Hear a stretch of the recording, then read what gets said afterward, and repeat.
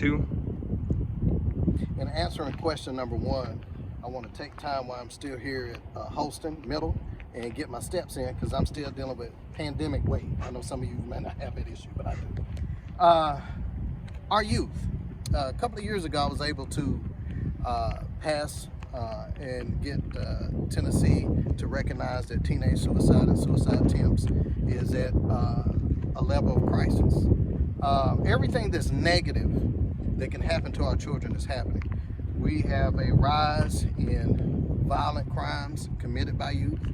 Once again, we have either youth being successful with committing suicide or attempting. And we have a record amount of youth that are addicted to drugs and barbiturates. And we have record highs of youth being runaways. The reason I'm bringing that up and why that's important, the kids are our future.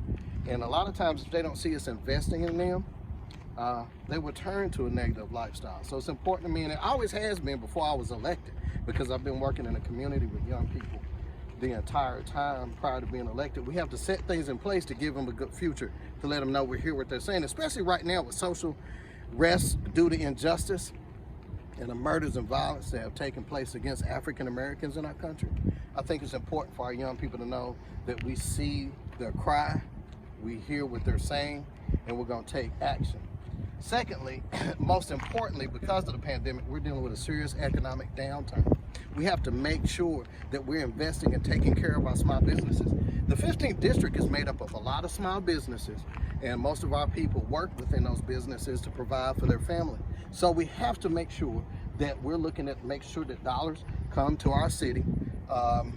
The state legislature was going to cut the $4 million from the CARE dollars that were coming down to Knoxville. I had to fight hard being on finance to make sure we got all that money, $4 million for the city, $5 million for the county.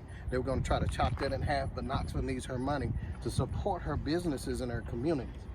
Lastly, schools. Once again, I got to bring up, I always look for opportunity to fight against anybody that's going to take dollars from public schools. I was born and raised, as you heard, in public schools.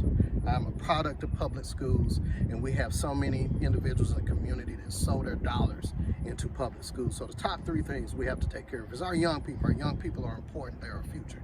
Second thing, the economic downturn. Let's make sure we're taking care of our woman-owned, minority-owned businesses, but most of all, those small businesses that make up our city and our district. Thirdly, making sure that despite our rebuild, we have to take care of our public schools.